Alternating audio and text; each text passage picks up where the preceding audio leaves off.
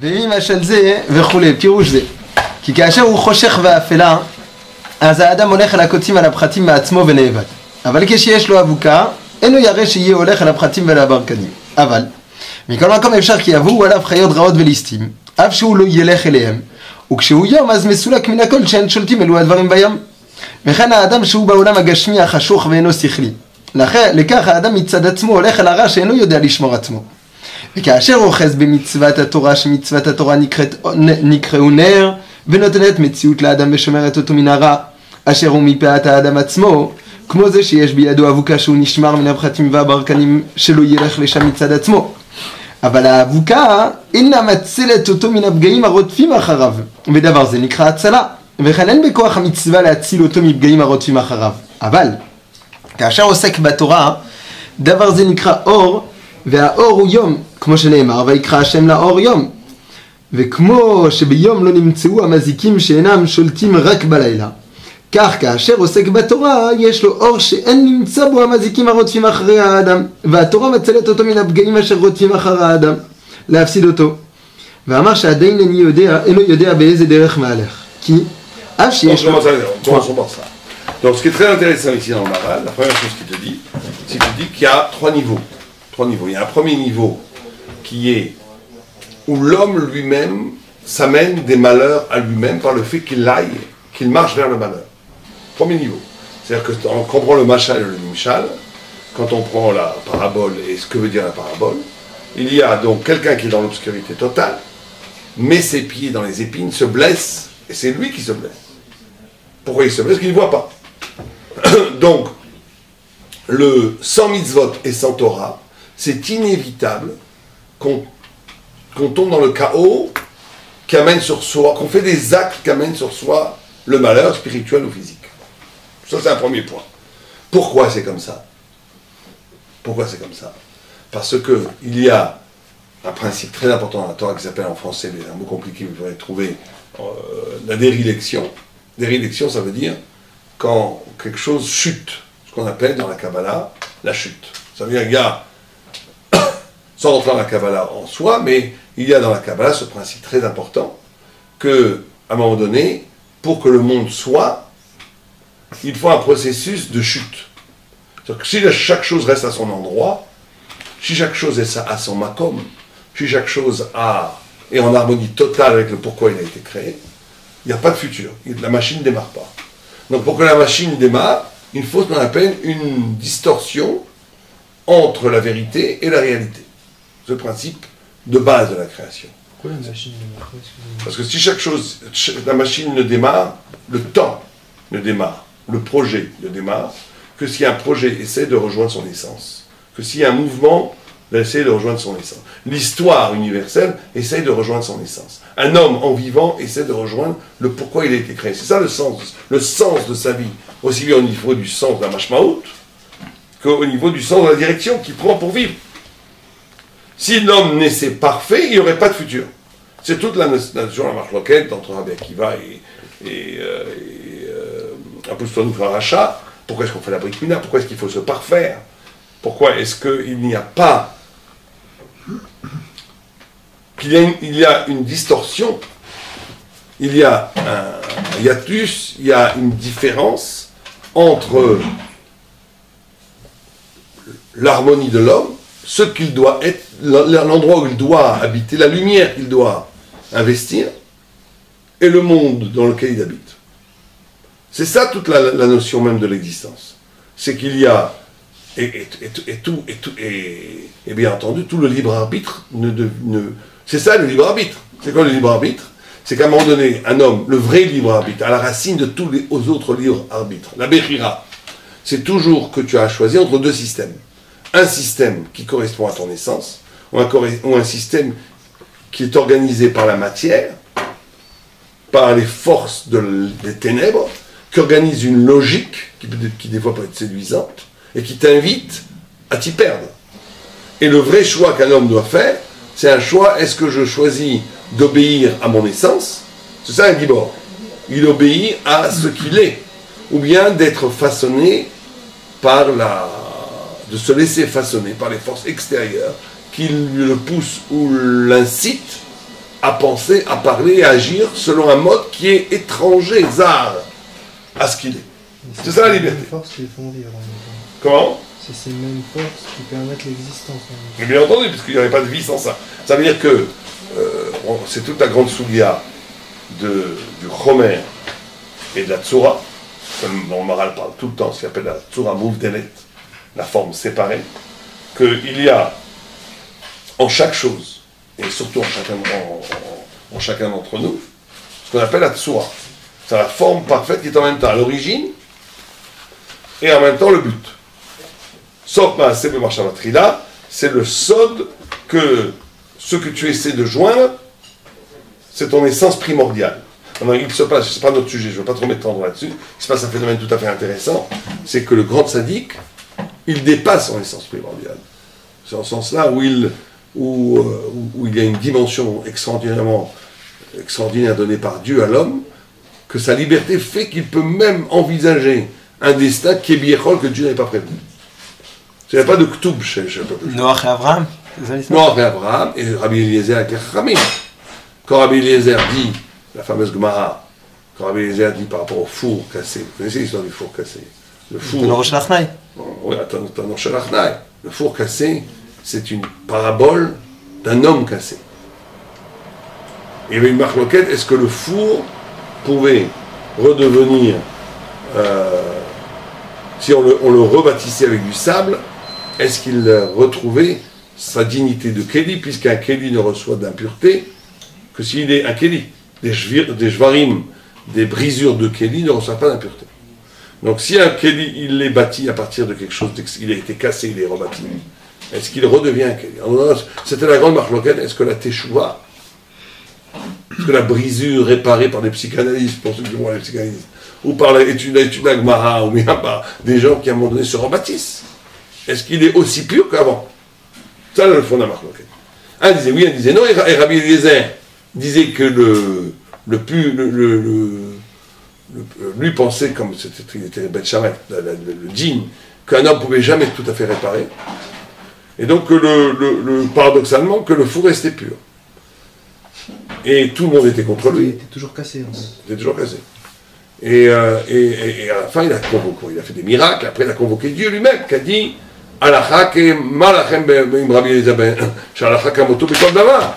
et pourtant, ils m'ont vaincu mes enfants, ils m'ont rendu éternel mes enfants, selon les commentaires. Donc on peut envisager une halakha qui n'est pas la parole de Dieu, et qui est agréée par Dieu. Ça veut dire qu'il y a quelque chose d'extraordinaire.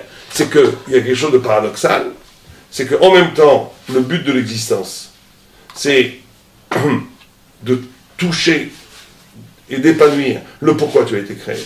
Mais à un moment donné, comme ce but de l'existence passe par la liberté va générer un surplus d'être qui, Kébiechol, n'était pas, ça veut dire quoi, pas prévu par Dieu. C'est pas prévu dans les chukim spirituels, mais c'est prévu que tu as une possibilité de liberté, de rebâtir une dimension de toi-même qui est supérieure à ce qui était prévu pour toi. Ça, c'est le très grand sadique, c'est ce qu'Amer Hasidim, ce que le José de Lublin a appris au Yehudi Akadosh. Le Yehudi Akadosh, il est arrivé voir le José de Lublin, il a dit, moi, j'ai tout fait, j'ai fait tout mon tikkun, donc j'ai plus rien à faire, on va partir au ciel. Il a assis, il prend une pipe, il a fumé avec lui la pipe, il a dit, je vais t'apprendre, je vais t'ouvrir un nouvel ofek, un nouvel horizon. Et il a compris par des sourires, par des remez, toute une nouvelle dimension qu'il pouvait. C'est vrai qu'il avait fini un cycle. Mais l'homme étant méhod, l'anagramme de Adam c'est méhod, ça veut dire qu'il est toujours l'excès, il est toujours plus. Mais en tous les cas, ce qui nous intéresse à nous ici dans le Maral, c'est l'idée qu'il y a trois niveaux. Il y a un premier niveau où l'homme est dans la matière. C'est quoi l'homme est dans la matière? C'est qu'il n'est pas du tout dans la Tzora. Il n'est pas du tout, il est complètement déconnecté malheureusement de son être. C'est un être dévasté. Beaucoup d'êtres qui nous entourent sont des êtres dévastés. Des gens qui sont complètement à côté de la plaque quant à l'élection de l'extraordinaire génialité que Dieu a mis en eux.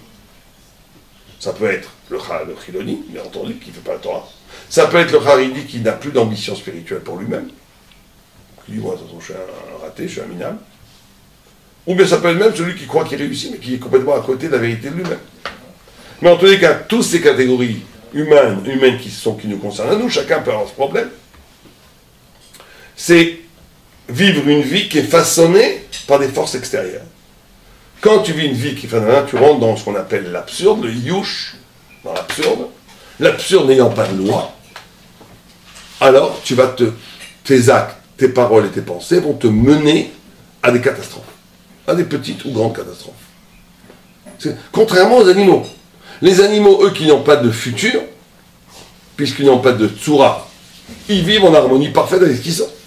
C'est pour ça que certains pensées de Goy considèrent que le summum, c'est la vie végétale, animale. Ils voient dans l'oiseau, dans le dauphin. Vous connaissez, il y a un livre qui s'appelait Jonathan, j'ai oublié le nom. Comment quelqu'un rêvait de voler comme un oiseau. C'était ça le but, être dans l'harmonie de la nature et des choses. Beaucoup de pensées extrêmes orientales sont comme ça. Où le but de l'homme, c'est anéantir sa singularité pour être dans l'harmonie totale de la matière. Mais ça, c'est pas du tout juif. Je n'ai pas compris pourquoi on est régi par l'absurde si on suit que les lois. Oh, c'est ça qu'il faut expliquer. Parce que quand un homme, il est créé, son essence correspond à la nature, c'est pas absurde. Puisque son essence correspond à la nature. Donc il peut arriver, un animal peut être en harmonie avec la nature, il est toujours en harmonie avec la nature, pratiquement. Il est chalem, quoi. Il est chalem. Il n'a pas besoin de brit mila.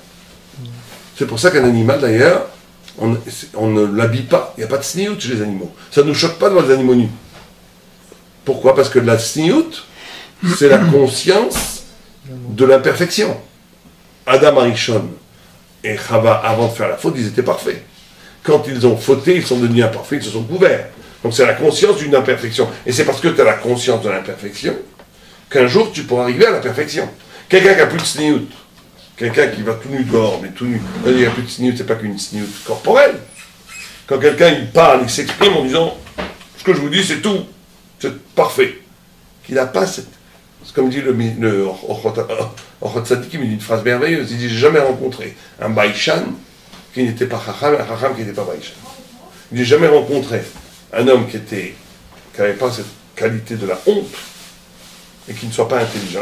La honte produit l'intelligence. Donc vous voyez, je ne sais pas si vous avez remarqué, quand des gens se taisent, qui vous écoutent dans les cours, je sais pas, c'est très rigolo, je ne sais pas, on blesse personne, mais c'est tout à fait rigolo. Quand les gens ils se taisent, quand ils vous écoutent, il y a cette pudeur, ils ont l'air très intelligents. Ils commencent à dire un truc, c'est une idiotie, ils n'ont rien compris, c'est une idiotie totale. C'est comme ça, parce que dès que tu affirmes, tu es dans l'idiotie, si c'est pas de la Torah. Et même quand tu as fait la Torah, faire attention de tout le temps qu'il y a une vibration dans ton discours qui dit je dis ce que j'ai compris, mais il faut bien comprendre qu'il y a des choses infiniment plus grandes à comprendre ici. Cette posture d'être ouvert vers l'infini, signifiance, pouvoir de la signifiance de la Torah, c'est ce qui permet, ce qui donne une crédibilité, une légitimité à ta parole. Mais si quelqu'un, même à Talmid Chacham, il te dit, voilà, je vais vous dire la définition de ce que c'est, un point c'est tout. Il sait pas, il n'a rien compris. C'est-à-dire qu'il est passé à côté de la dynamique infinie. Donc, c'est pour ça que, comme l'homme participe dans son essence à l'infini, quand il est régi et qu'il s'adapte à un cadre existentiel qui est matière, il y a une distorsion totale qui est une absurdité pour lui. Et donc, il se blesse. Alors, de nos jours, on voit que, parlant du niveau de sniout qui est en train de ne pas aller en montant, et donc, est-ce que les gens sont de plus en plus en train de prendre conscience de leur imperfection? Au contraire. Ils ont plus confiance, alors qu'au contraire, on devrait dire que normalement, de nos jours, ils sont de plus en plus conscients que c'est une catastrophe qui a construit. Le manque de sniout est accompagné aujourd'hui d'une idéologie et d'une pensée soi-disant, qui se dit pensée, qui essaie de réduire le sens au monde. C'est ça la grande discussion. Regarde, bon, je ne vais pas rentrer du tout dans l'actualité, mais ce qui se passe dans l'histoire aujourd'hui actuelle, c'est ça. Est-ce qu'il y a, quand on dit la liberté d'expression et tous ces trucs-là, qu'ils essaient de défendre, aussi fanatiques que les autres, sans vouloir faire de scandale, ils sont aussi fanatiques que les autres. Mais eux, ils sont moins. C'est vrai qu'ils ne tuent pas de façon aussi directe, mais ils sont aussi fanatiques que les autres. Ce fanatisme, il est quoi? C'est de dire, il n'y a que nous, il n'y a que ce que je vois, il n'y a que la société telle qu'elle est élaborée à partir de nous. Tout le reste, c'est des bondieuseries qu'il faut combattre. C'est une idolâtrie, c'est une religion laïque, aussi fanatique que celui qui dit il n'y a que Allah Akbar, et il n'y a que ça, et que celui qui n'est pas, on va lui couper la tête. C'est pareil. Pour moi, c'est pareil, c'est deux fanatismes qui se combattent. C'est vrai qu'on ne va pas comparer des gens qui font des dessins avec des gens qui massacrent des gens. Au niveau de l'individu, c'est 1000 fois pire, mais au niveau de l'idéologie, il n'y a pas de différence. Donc, la sniout, la perte de sniout, elle est corollaire d'une perte du sens. Et le manque de sniout est corollaire d'une extinction du désir de vérité. Et aussi du kavod de la vérité. Bon, on ne va pas faire un cours de sociologie, mais c'est sûr qu'aujourd'hui en Europe, en Occident, le fait que les jeunes, n'aient plus tellement d'attrait pour le savoir, en tant que savoir, ils ont un attrait d'apprendre un métier, d'apprendre le high-tech pour avoir un bon boulot, pour avoir de l'argent. Mais de savoir pour savoir, c'est devenu de plus en plus rare. C'est lié au manque de sniout. Et parce que le savoir n'a plus tellement un statut comme il y avait de prestige, comme il y avait avant, donc on est réduit à l'animalité humaine, à l'animalité sociologique. La société occidentale a bâti une société régie autour de l'animalité. Donc l'animalité, un animal n'a pas besoin de se couvrir. D'ailleurs, c'est pour ça que les grands-mères qui couvent leurs petits chiens, ils font, c'est pas bien. Le chien, il est parfait. Il n'est pas en décalage entre son essence et ce qu'il est. Il est très bien. Donc il est parfait. Il est comme l'avenir, il est comme Adam et Chava avant la faute. Au sens où, à des niveaux infiniment inférieurs, mais au sens où il n'est pas en décalage, en distorsion avec son essence. L'homme étant en décalage avec son essence, il a besoin de... C'est extraordinaire de voir qu'il n'y a pas un seul homme sur Terre qui ne se couvre pas d'un point de vue civilisationnel. Même les civilisations les plus primitives, elles ont toujours quelque chose pour se cacher. Alors, Lévi-Strauss avait trouvé une tribu qui se peignait. Mais au moins, elle se peignait. On cachait quelque chose, c'était un voile. C'est-à-dire que l'habit, c'est l'humain. Pourquoi l'habit, c'est l'humain? Parce que l'habit, c'est le signe de l'excès perdu dans l'humain que j'essaie de retrouver. Donc, tant que tu as de la tsniout, tu as un espoir, c'est qu'inconsciemment, tu n'as pas renoncé à l'infini qui était en toi. Et donc, tu as honte, donc tu te caches. Mais quand tu t'acceptes totalement comme tu es, au point que tu peux aller nu, il n'y a aucun problème, aussi bien physiquement que psychiquement, tu as renoncé à l'infini, tu es devenu presque un animal. Donc, le premier niveau que nous dit le Maharal, c'est que l'homme étant un excès, l'homme étant en distorsion avec la matière, puisque son essence est d'essence spirituelle, l'homme étant en porte-à-faux avec la finitude, puisque son essence participe de l'infini, quand il n'a pas Torah et mitzvot qui te rattachent à cet infini, il est lui-même dans un chaos, et ceci génère que lui-même va aller dans des endroits qui vont encore plus le détruire, et il va être la cause de sa propre perte. Premier niveau. Il y a une takana, ce manque de désir de savoir. La takana du manque de désir de savoir, c'est très compliqué. Très compliqué. Parce que la plupart des gens, quand ils sont comme ça, c'est déjà presque perdu. Ils ne sont pas intéressés. Ils sont même pas, ils sont même pas intéressés. Ils ne s'aiment pas eux-mêmes, il n'y a pas d'estime de soi.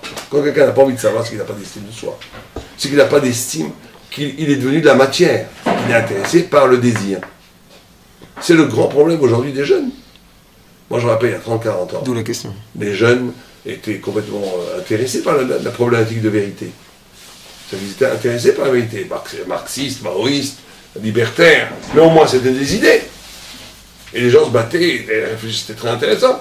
Aujourd'hui, un jeune, il dit la Torah, c'est vrai, c'est super, pas de problème, mais il va en boîte de nuit, il s'en fiche complètement ce qu'il veut, c'est s'éclater et tout, il s'en fiche complètement. Donc il n'y a plus d'intérêt pour la vérité. Et rallumer l'intérêt à la vérité, c'est très compliqué. Ça arrive aujourd'hui plus tard avec les coups qui ressortent dans la vie et tout, qui comprennent qu'il faut changer un petit peu quelque chose. Bon. Mais, en tous les cas, premier niveau. Deuxième niveau, on a la mitzvah. Regardez ce qu'il dit sur la mitzvah, c'est intéressant, il dit que ça donne une mitzvah. D'accord, c'est ça. Ouais. Mais est-ce que les mitzvot, celui qui fait les mitzvot, même comme un animal, peu importe, même si quelqu'un qui fait des mitzvot, ça ne peut pas réveiller en soi le désir de vérité? Parce qu'il y a un de dire quoi, que les mitzvot nous empêchent d'aller dans de mauvais endroits, et automatiquement il y a un moment où ça va changer. Bah, dès que quelqu'un fait une mitzvah, normalement, il se connecte avec une dimension qui est supérieure à la matière, normalement. Pourquoi il a fait la mitzvah? Bon, il y a des tonnes de gens qui font ça machinalement. Bon, alors ils sont effectivement, on peut reproduire dans la Torah elle-même toutes les perversions qui ne sont pas dans la Torah. C'est évident. Mais l'accomplir la mitzvah de façon machinale ou de façon. Ça vaut pas grand-chose. Ça ne réveillera jamais l'intellect. Non. Il faut que cette mitzvah soit faite avec un petit investissement, au moins émotionnel. Mais c'est rare, comme disait un rabbin aujourd'hui, on est gris, on n'est plus blanc. C'est rare que quelqu'un fasse toutes les mitzvot complètement machinalement. Les gens, il faut que Shabbat, c'est Shabbat. Donner une zdaka, c'est qu'ils ont un petit quelque chose. Non, quand même. Donc la mitzvah, ce qui est intéressant dans ce qu'il dit, c'est que la mitzvah te mossif pitsiout. Ça, c'est très intéressant comme débat, c'est comme idée. Ça veut dire que la mitzvah n'est pas une extériorité de l'homme.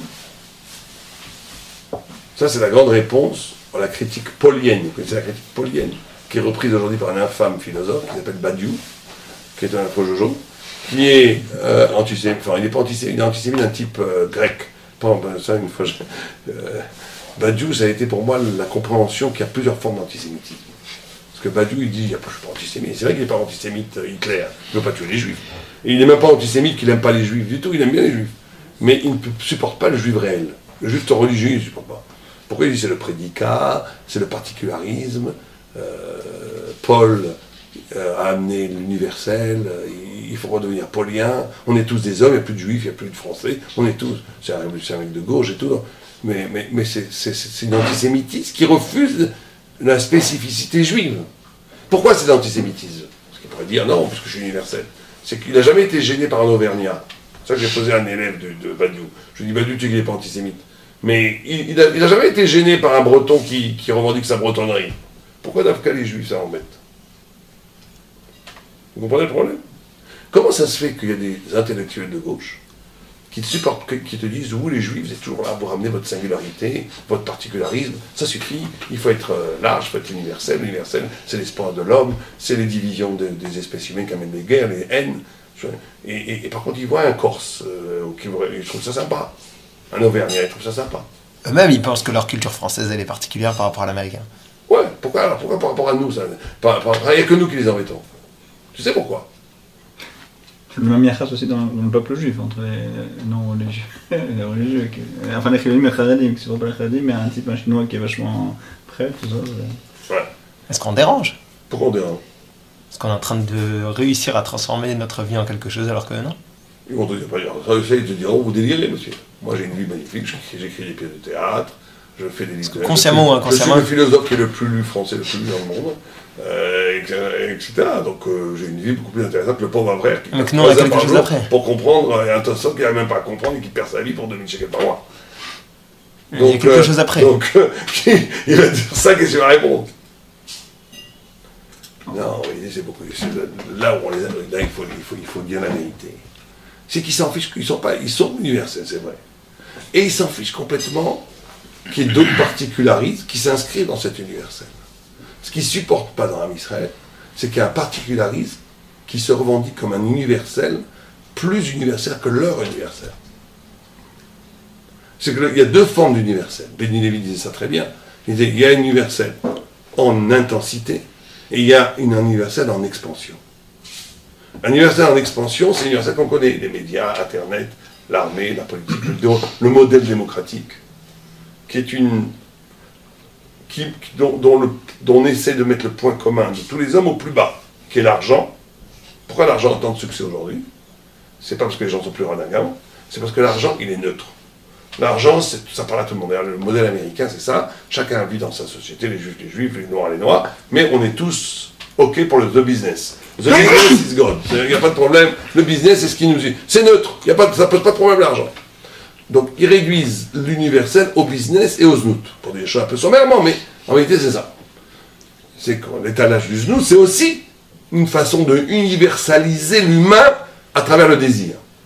Et l'universalisation du marché, le fer de lance de Essab aujourd'hui, c'est le marché. C'est plus la guerre. C'est le marché qui a le pouvoir de conquérir le monde. Et donc, on fait un universel en expansion qui est de réduire toutes les différences à un point commun le plus bas, nivelé, qui s'appelle Kesef et Znout. Vient le juif, il te dit, mais non, nous, c'est pas comme ça que ça marche chez nous. Nous, on va étudier dans les yeshivas. on va étudier la Gemara, et on va arriver à un point de réflexion tellement haut qu'on va dire le sens du monde entier. On va dire le sens des Esquimaux, des Pygmées, des Français, des beurs des banlieues. Étudier la Torah comme Istakla Boraïta Bevaraït Alma. La Torah est à la base de tout l'univers. Étudier la Torah, c'est être capable de dire la vérité de toute chose. De toute chose. Oubliez le côté universel. C'est que tu es le lieu du sens de tous. Regarde, il y a une chose comme ça extraordinaire d'un point de vue historique.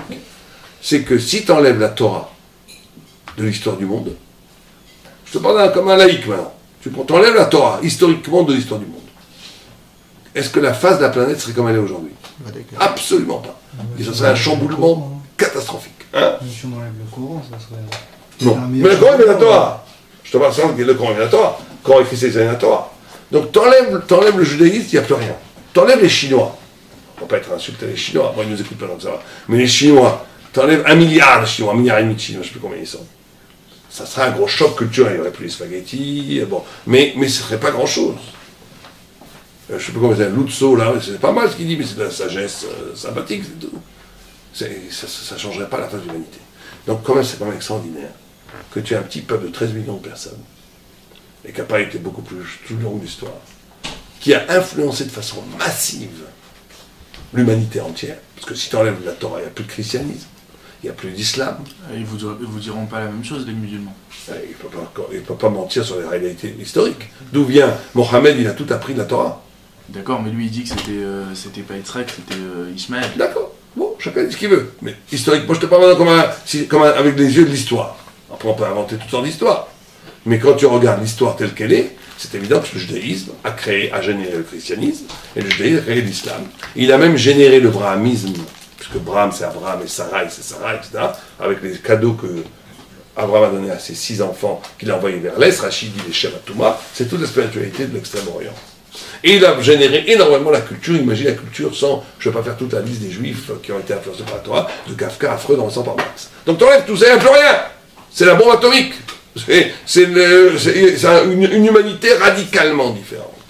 Or, ce petit peuple, c'est un petit peuple qui n'a jamais voulu être prosélyte. Il n'a jamais voulu faire du prosélytisme. Il a toujours été caché dans les yeshivot. On n'a jamais voulu faire bouger quoi que ce soit. On veut laisser-nous tranquilles, on n'est pas conquérants, nous. On veut juste qu'on nous laisse tranquille et tuer à Torah et faire manger cachère et faire les mitzvot. Et c'est tout.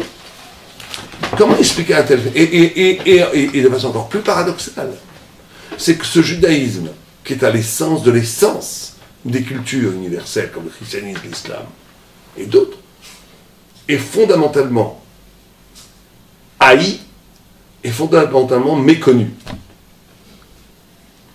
Tu reprends des professeurs d'université, quand ils parlent de l'hindouisme, ils m'en parlent pas mal. Quand ils parlent de l'islam, ça va. Quand ils parlent du judaïsme, ils disent tous des bêtises. Tous. Vous connaissez, quand vous lisez les gens qui lisent des articles, c'est que des ch'touillottes. Comment ça se fait de dire une telle amarrée de soute, alors qu'ils n'arrivent même pas à toucher, alors que c'est la base de leur culture? Donc ici, on est dans une sorte d'énigme extraordinaire. On est dans l'énigme, parce que ce n'est pas une question de proximité, de causalité, du fait que le judaïsme est à la cause. C'est une question de régime du savoir. C'est une question de registre existentiel. Le judaïsme, par la révélation, par son contact, où Dieu lui parle à partir de l'au-delà du monde, par le fait qu'il accède à une logique talmudique, midrashique, kabbalistique, dont les racines ne sont pas déterminées par l'histoire, mais par la révélation, crée un système d'universel en intensité, qui dit les choses dans leur essence, mais qui ne participe pas, qui n'est pas compromis par l'histoire du monde. Alors que toutes les autres formes de spiritualité sont générées par de l'histoire. Quand elles sont parce qu'il n'y a pas de révélation. Donc elles viennent ou bien de l'écho de la Torah, ou bien d'un gars qui a génie, de l'homme, du bas. Donc elles sont générées par l'histoire. Donc pour être universelles, elles sont obligées de s'étendre. C'est pour ça qu'elles sont prosélytes. Elles sont obligées de s'étendre. Elles sont obligées d'unir le monde entier, ou par la force, ou par la conviction, ou par les médias, ou par les Occidentaux. Les Occidentaux le font de façon beaucoup plus fine. Ils le font par l'économie, par le marché, par les médias, par l'idéologie, etc. Mais le juif, il n'a pas besoin de tout ça. Parce que le juif, il est dans la vérité. Comme il est dans la vérité, il est dans cette vérité qui dit la vérité de chaque chose. Donc c'est une autre forme d'universel. C'est une universelle à la racine. C'est le programme de chaque chose. Et ça rend fou un Badiou. Ça rend fou un philosophe grec. Un platonicien ou un paulien. Pourquoi? Parce que ça vient, la singularité du juif n'est pas une singularité comme les Bretons, les Auvergnats. Parce que là, ils s'en ficheraient. Parce que la singularité de l'Auvergnat ou du Breton s'inscrit comme une déclinaison de l'universel. Il n'y a pas de problème.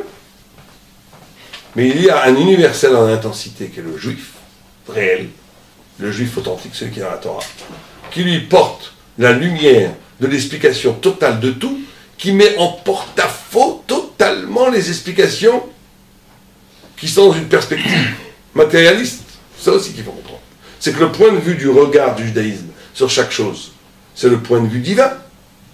Le point de vue de la philosophie et de la science et de l'art, c'est le point de vue humain. Or, ce point de vue divin, quand il est mis dans le monde, il déséquilibre, il bouleverse et il détruit complètement le point de vue humain. Et donc ça, c'est ou bien je ne veux même pas regarder, ou bien je détruis, j'attaque, ou bien je me convertis au judaïsme. Il n'y a pas d'autre solution. Pourquoi il le détruit? Parce qu'il le discrédite? Parce qu'il le discrédite, parce qu'il détruit l'essence même de la vie qu'ils veulent vivre. Quand on révèle le but divin, la source divine de la chose, justement, on ne devrait pas le détruire, on devrait l'affirmer, lui donner un but, quoi, tout bêtement. Ça, c'est ce qu'il y a eu des mouvements comme ça, comme le christianisme, comme l'islam, à ses origines, qui a essayé de participer à cette lumière. Mais ça a très vite dégénéré, parce que le Maharal explique dans un autre texte que Dieu a créé le monde avec la lettre He. Le Dalet, qui sont les 4 empires et les 4 directions, sont les nations. Le Yud, c'est Israël, qui est le reflet de Dieu sur terre. Et les Dalet essayent d'affirmer un absolu autonome par rapport au Yud. Il ne veut pas être dans le He, il veut être dans le Dalet. Donc en fait, ils sont dans le mensonge complètement. Complètement. Ils sont dans le Sheker absolu. Absolu. Simplement, dans ce Sheker, il y a des rayons de lumière.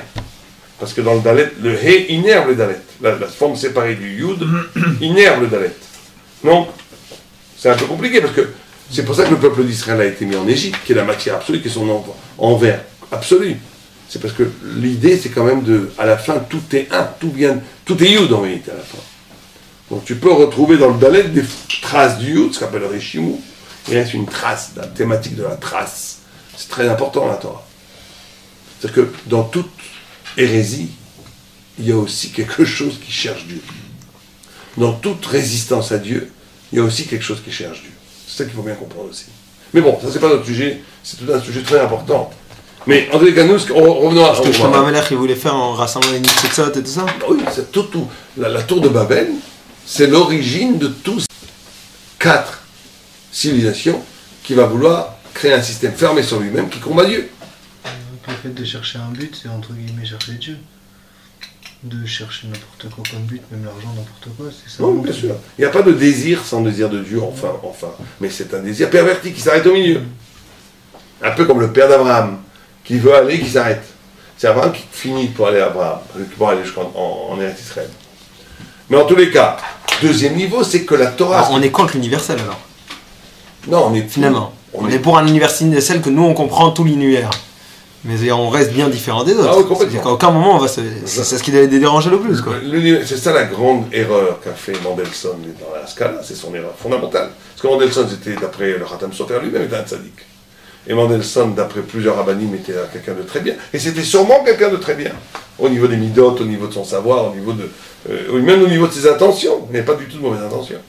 Mais là où il s'est complètement planté, c'est qu'il avait la fascination de l'universel Goy.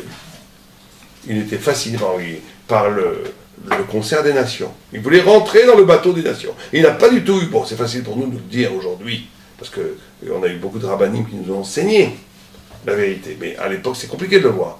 Parce que c'est vrai que la société allemande de l'époque était une société raffinée, sympathique, plus hygiénique. Et dans le ghetto, peut-être c'était plus sale. Et l'yiddish est une langue cabossée. Alors, l'allemand, c'est une langue très rigoureuse. Donc beaucoup de gens peuvent tomber dans le piège, il y a quand même quelque chose ici.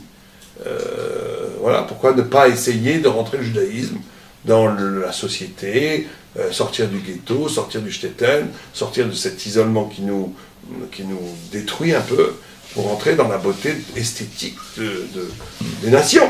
C'était ça sa grande erreur. C'est pour ça que sur ces 7 enfants, 6 se sont convertis au christianisme, au protestantisme. Dans l'absolu, ça aurait pu être vrai si jamais l'Occident, ils n'avaient pas déformé le message divin. Ben, c'était ça l'origine. Ce que Yitzhak voulait. Pourquoi est-ce qu'il voulait bénir Jacob? Parce que c'était ça, Esav. Parce que Esav était celui qui était censé construire un monde parfait. Un monde parfait. Esav, c'est le faire. Pour faire un monde qui puisse faire entendre la voix de Jacob. Ils auraient créé des magnifiques amphithéâtres pour un shiur de Torah. Pour un pile-poule des deux grands de lui, au lieu de faire. Alors, ils ont fait Carmen, Bizet, Wagner, ils ont fait d'autres choses. On ne peut pas traiter tous les sujets, mais c'est très important. C'est-à-dire qu'il faut bien comprendre que l'Occident, il vient lui-même de Yitzhak. Pour Yitzhak, c'est la forme. Yitzhak, c'est la Torah mouve elle-même. C'est la forme pure. Et Ésaü, il vient de Yitzhak, il est même plus proche d'Yitzhak que Jacob. C'est-à-dire que l'Occident va prendre la forme. C'est pas que matériel, là, l'Occident. Il va prendre la forme. C'est pour ça qu'il crée de la philosophie, de la science. Il y a une production intellectuelle énorme en Occident. Simplement, ils prennent cette forme pour en faire quoi? Un objet de jouissance. C'est pour ça que la lettre de Amalek, et Amalek c'est le réveil d'âme de Esav. La lettre de Amalek dans la Torah, c'est le kouf, le kof, le kof. Le kof, c'est le singe qui imite l'homme. Et c'est quoi le kof? Parce qu'on prend le kof, c'est un hé, c'est le yud qui est la forme, qu'on baisse vers le bas. C'est quoi un kaf? Quand la Torah, si on regarde un sofer, il écrit un sefer Torah.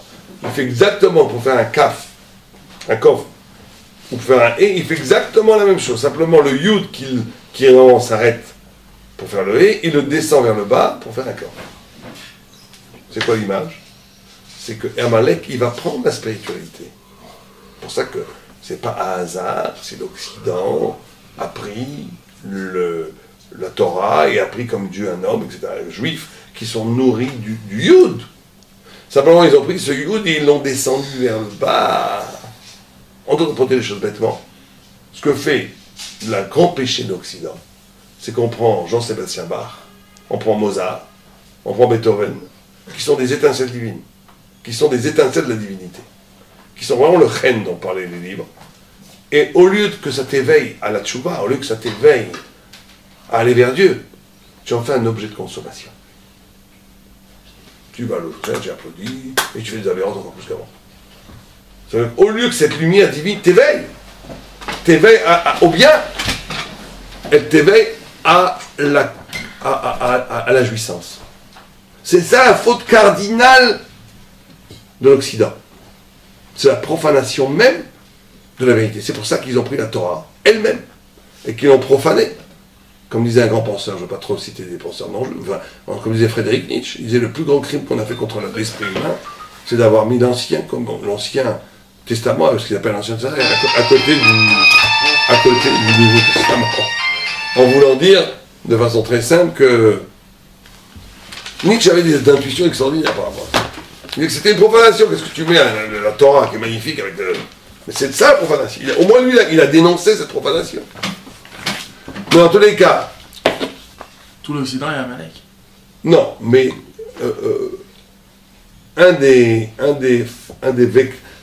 une partie de son essence, c'est Amalek, quoi.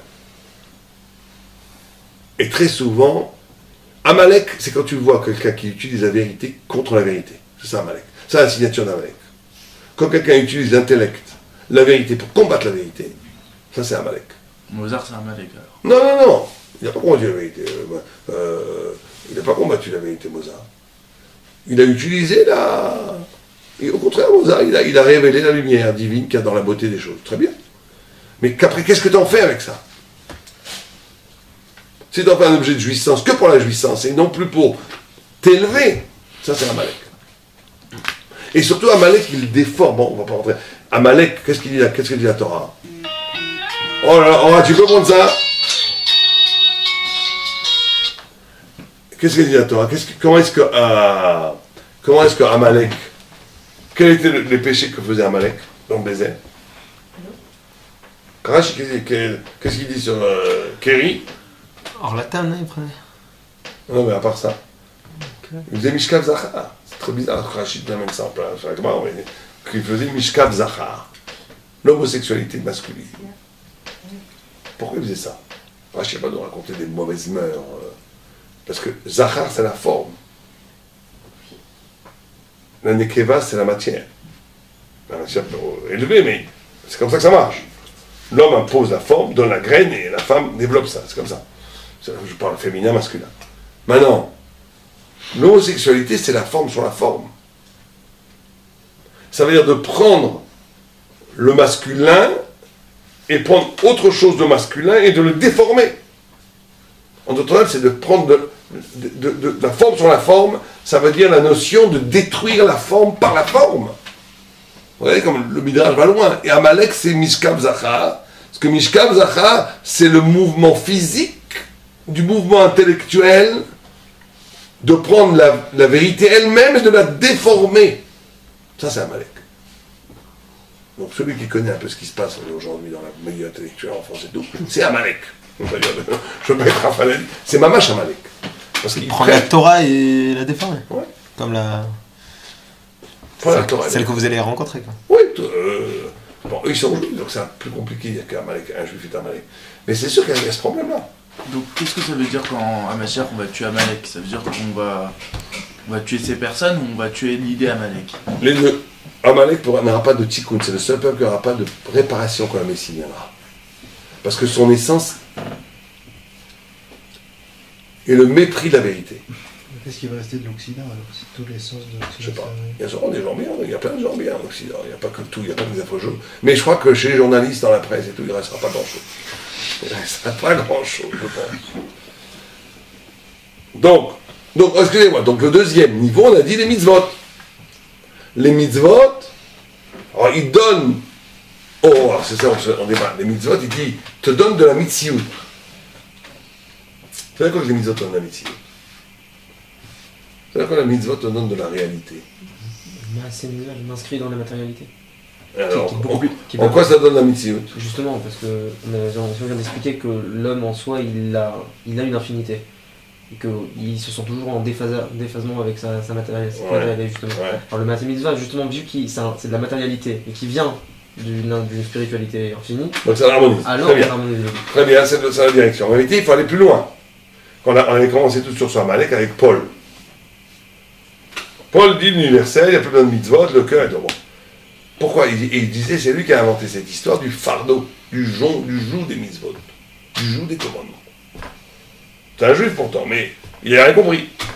Il y en a qui disent que c'est un juif très sadique, qui a fait ça pour éloigner les chrétiens des juifs.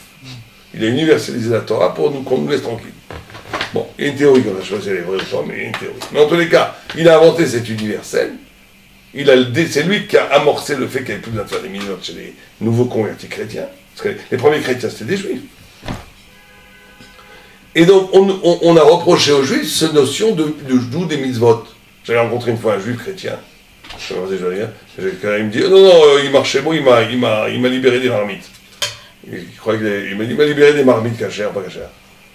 Et bon, il a fallu du temps pour l'expliquer. Mais ça, l'idée, on n'a pas besoin de ces marmites cachères, ces trucs Shabbat, faire un nœud, pas faire un nœud de soulier. Non, vous êtes vraiment à casser les choses en quatre, là. Mais ce qu'ils n'ont pas compris, c'est ce qu'on vient de dire maintenant. C'est que la mitzvah, c'est pas un joug. C'est quoi la mitzvah? C'est une partie de moi-même. Ah, c'est quoi le hall, la mitzvot? Il n'y a pas de hall. Non, hall mitzvot, c'est un hall tant que tu n'es pas arrivé au niveau de toi-même. Tu as ton animalité qui ne veut pas la mitzvot.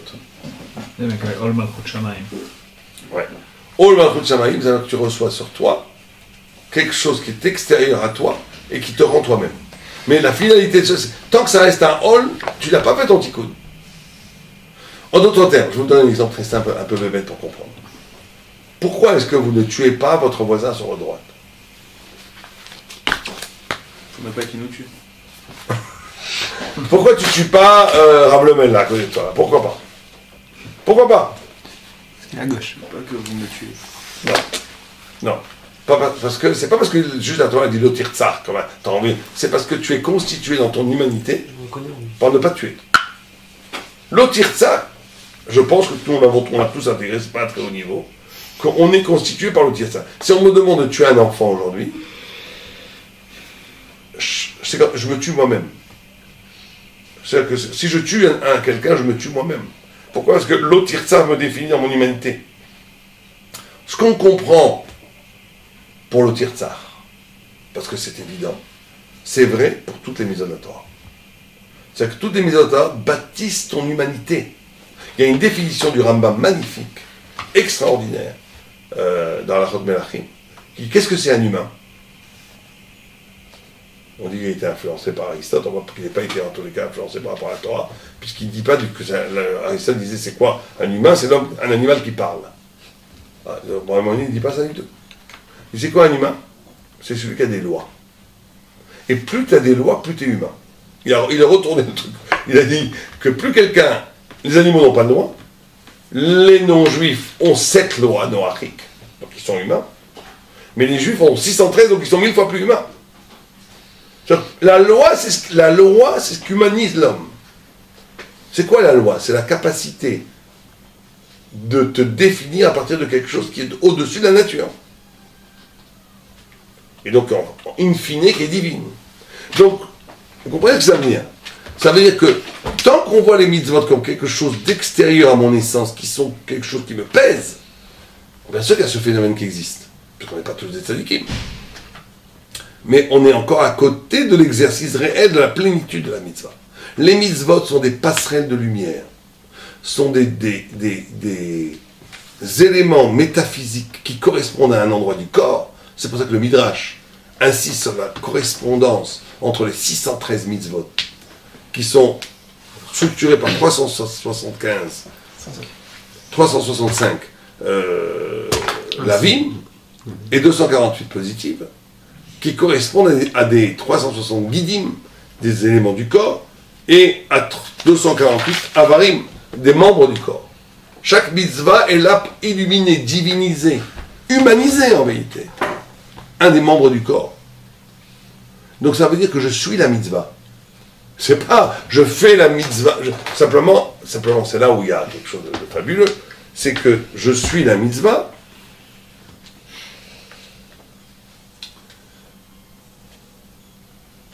Parce que la mitzvah a cette possibilité de faire joindre, et c'est ça la simcha, la notion même de joie. La notion de joie, c'est d'être...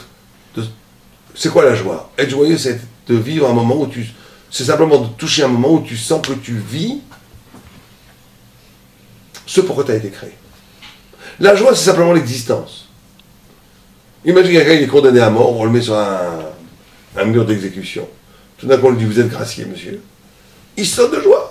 Et 2 minutes après, j'ai toujours le même problème avec la banque. Et après, tu deviens moins content, parce que la vie t'a étouffé encore. Mais si tu sens que tu existes, tu es joyeux.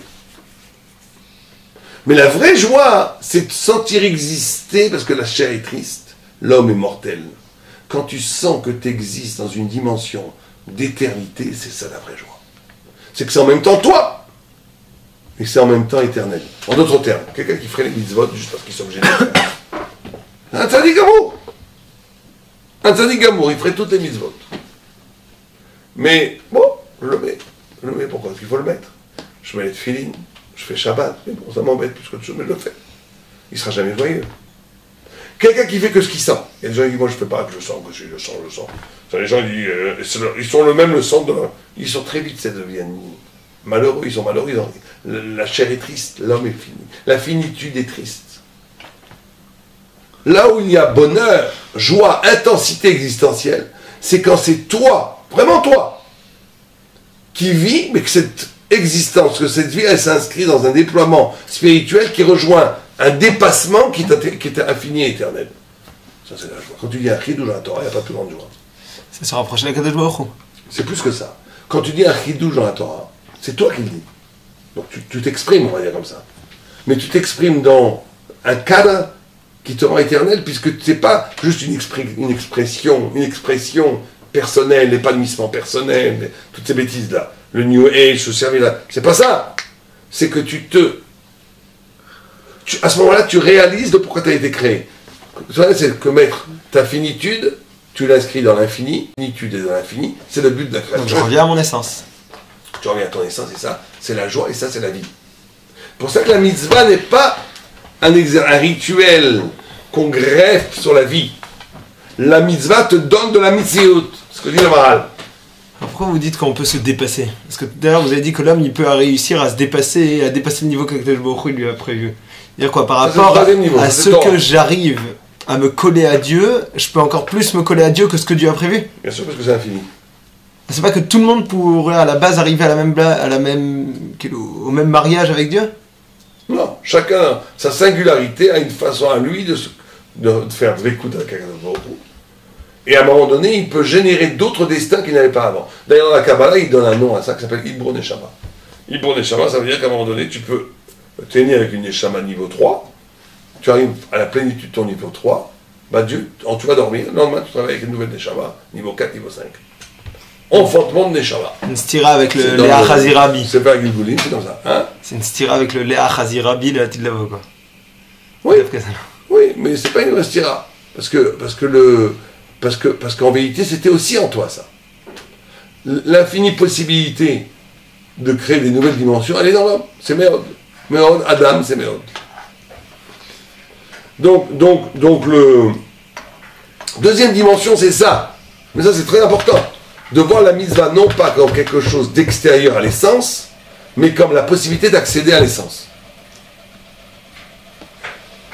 Alors ça fait que toi, quand tu vis une vie comme ça, tu ne vas pas vers les écorces. Tu ne vas pas vers les épines. Tu n'es plus, toi, à ce moment-là, celui qui amène le malheur sur toi-même. Mais tu n'es pas encore dans la Hatzala. C'est plus que se garder, en fait. C'est se transformer. C'est advenir.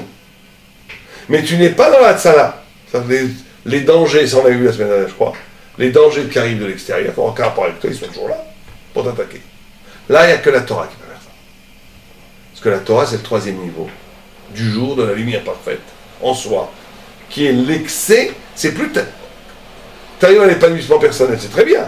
Mais toi, par cet épanouissement personnel que les misotes t'ont procuré, ça ne fait pas que ça ne t'enlève pas que tu t'inscris dans un monde qui a lui-même sa propre logique qui peut t'attaquer. C'est quoi les dangers dont il parle? Parce que si j'arrive à me protéger avec la mitzvah de ne pas aller dans quelque chose qui va m'empêcher un petit peu de me rapprocher de Dieu. Exactement. Alors c'est quoi les dangers qui restent? Les dangers qui restent, c'est les forces qui sont inscrites dans le monde, qui de façon générale attaquent ce qui est pas elle. La mort, par exemple. La mort, mais même spirituellement, ça peut être des grands mouvements de pensée, une mode intellectuelle. Ça, la mitzvah ne te protège pas. Il n'y a que la Torah qui te protège de ça. Quelqu'un qui fait les mitzvot, il va penser comme un amaret, ça change rien, il a été séduit par la Torah. Ça veut dire que c'est des choses qui dépassent le cadre des 4 arpents de ta vie. C'est des choses générales. C'est des mouvements généraux. Des mouvements généraux qui ne sont pas soumis à la singularité. Transcende. On n'est plus dans le particulier. On n'est plus en particulier. De quelle manière la Torah... C'est toujours comme ça, regardez ce que c'est. Bon, ça, c'est peut-être un exemple à donner, mais... Le bolchevisme et tout ça, quoi. Ouais, tout. Ça, la Torah, comme la Torah est à l'origine du monde, et qu'elle est plus universelle que l'universel, et comme elle est plus grande que la vie elle-même, et que l'existant, que l'univers lui-même, donc quelqu'un qui est dans la Torah, il ne peut pas être atteint par les mouvements de l'univers. Donc à ce moment-là, il est invulnérable. Le vrai Ben Torah est invulnérable. Puisqu'il est dans la 3e dimension, où c'est plus une dimension d'intensité spirituelle existentielle, c'est une dimension où il est lui-même le maître de la parole qui a créé l'univers. À un certain niveau, le Talmud Chacham n'a pas de problème de faire un miracle. Puisque chez Hakol Nia B'Dvaro, si ton Dvaro, ton Davar est un Davar d'Hachem, chez Hakol Nia B'Dvaro. c'est pas un problème de faire un miracle. Parce que quoi? Parce que si tu es, si on parle ici d'un tzaddik, bien entendu, si tu as lié ta vie non plus simplement à ton essence, qui est par les mitzvot, ça c'est le niveau des mitzvot, mais tu as lié ta vie à la parole de Dieu elle-même, à la Torah, à la vérité ontologique qui est au-delà du monde, qui est la base du monde, qui est la pulsation énergétique, spirituelle, qui amène que le monde est ce qu'il est. Ce monde-là n'est pas définitif, parce que c'est la Torah qui le crée. Si tu possèdes la Torah, tu possèdes le secret des lois du monde, donc tu peux changer le monde. C'est ce que j'arrive pas quelque part à comprendre. C'est-à-dire que quand je suis en train de remonter à mon essence, je suis en train de remonter à Dieu. Or, ce même Dieu, c'est lui qui est aussi l'essence de ce Mais il monde. y a des niveaux de remonter à Dieu. Tu peux remonter à Même Dieu. tout à l'heure, quand je t'ai parlé de mon essence, je pouvais dépasser mon niveau. Par l'esprit. La Torah, le Nefesh il explique ça très bien. Il te dit que le niveau de Dvekut par la Torah, Dieu il est infini, donc ça ne veut rien dire Dvekut Hashem. Tu peux être Dvekut Hashem au niveau des mitzvot, au niveau des bidot et au niveau de la Torah. Il y a 3 niveaux dans l'homme. Il y a le niveau des mitzvot qui est l'acte, qui fait partie du Nefesh. Ton Nefesh. Un Nefesh qui est collé à Dieu n'amènera jamais un miracle. Il ne fera jamais de miracle. À part le miracle de se transformer lui-même. Même un roi collé à Dieu ne fera pas de miracle. La seule chose qui peut faire un miracle, c'est quand la pensée est collée à Dieu. Ça veut dire que la Torah, quand tu étudies la Torah et que tu es vraiment toi-même devenir Khefsa de Torah, c'est plus un problème de faire un miracle. Le Adam Me'od, il peut exister dans ces 3 niveaux. Dans ces 3 niveaux. Bien entendu. Alors, je peux me surpasser dans chacun de ces niveaux. Ouais, mais attends, se surpasser, c'est encore avant de se surpasser. Ah, avant de me surpasser. Avant de se surpasser, tu as avant tout d'arriver à ta plénitude intellectuelle. Ce que je veux dire, c'est que le surpassement dans mitzvot ne rattrape pas à aucun moment le niveau de Torah. Aucun moment. Alors maintenant, il y en a qui disent que dans la Torah, il y a les mitzvot. Quand tu m'étudies, tu penses aussi comment la mettre et tout. Donc il y a un peu de Torah. Dans les mitzvot, il y a la Torah, je veux dire. Dans les mitzvot, il y a la Torah. Parce que tu ne peux pas vraiment faire une mitzvah sans vraiment penser un peu à la Torah, peut-être. Mais c'est la Torah qui t'amène à ça, pas les mitzvot, c'est pas l'acte. C'est pas l'acte de la mitzvah qui va t'amener cette dimension. Comment on arrive à l'épanouissement personnel juste L'épanouissement personnel, c'est un mot que je n'aime pas du tout, parce que c'est un mot qui est l'olishma. Si tu utilises la Torah pour te développer, tu es complètement hors de la plaque. Mais on va dire que on admettant que la mitzvah elle soit pour un retour à l'essence. Voilà. C'est quand tu intériorises la mitzvah. Mais comment je peux le faire autrement que par la Torah? Non, tu peux le faire. Il y a des gens, moi je connais des gens, ils adorent Shabbat. Et plus les Shabbats passent, plus ils achètent des choses. Je connaissais quelqu'un et tout. Il invite des gens. Il vit son Shabbat à fond, le bonhomme. Alors le vague, je vis le Shabbat comme lui. Mais il connaît, c'est pas leur Tosfot. Ça change pas. C'est pas ça, il connaît pas. Mais il a intériorisé la mitzvah, en faire ton truc. En faire que c'est ta vie. Ça, la mitzvah t'envahit. T'es purifié. Tu deviens la mitzvah. Et la mitzvah, c'est toi. C'est une avoda bifnatzma, ça, non? Bien sûr, c'est une mitzvah très importante. Il y avait un rab que je connaissais qui disait que c'est très important que chacun y prenne une mitzvah ou il soit champion du monde. Et il disait aussi pour les chapitres, même si tu es nul, prends halachot maïm achonim. Tu ne peux pas être un amateur toute ta vie. Prends halachot maïm achonim qui sont très simples, mais fais-les à fond. Tout ce qu'il y a, tu connais tous les chazas, tous les zohars, tu deviens un professionnel dans quelque chose. C'est pas le Rambam qui dit ça? Hein? C'est pas le Rambam qui dit ça? Peut-être, j'ai pas vu. Lui, je disais, dans les autres que chacun doit faire une. Je sais pas. Lui, il disait ça, je sais pas. Non, le Rambam, il dit quoi? Il dit que chacun. Que si on passe toute notre vie, on pourra arriver à faire une mitzvah complète. Peut-être que je me trompe, hein, je sais pas du tout. Mais non, mais là, c'est une autre idée. Il disait qu'un homme doit investir dans une mitzvah particulière. À fond pour conquérir cette mitzvah, pour toucher à la grandeur. Quand tu touches à la grandeur, après, tu pourras peut-être envisager de toucher à la grandeur ailleurs. Mais tu ne peux pas rester amateur toute ta vie. Ni dans les mitzvot, ni dans l'étude. Et à un moment donné, tu dois être grand dans quelque chose.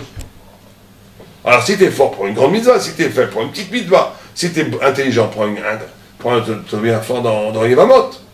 Et si tu es moins intelligent, deviens fort dans la chot, je ne sais pas moi, les tchiasédaïm, ou quelque chose qui est plus facile mais au moins, sois fort dans quelque chose.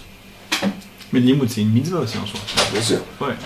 Mais c'est pas une mitzvah au niveau de l'acte. C'est au niveau de la pensée de la mitzvah. Le srar de la mitzvah, c'est au niveau de la compréhension. Pas au niveau du fait que tu parles ou que tu. Mais une mitzvah de Avat Hashem, de Emouna, c'est aussi des mitzvot au niveau de la compréhension. En quoi le limoud, il est supérieur à ces mitzvot? Je pense que Avat Hashem et Emouna, ça fait partie des mitzvot de Limoud Torah. C'est le même niveau. Parce que c'est le niveau de adhérer au principe. Bon, je vous l'avais un peu plus long, on n'a pas le temps, parce qu'on a dépassé l'heure là. On reprendra donc la semaine prochaine, si Dieu veut, vers Marshadaï.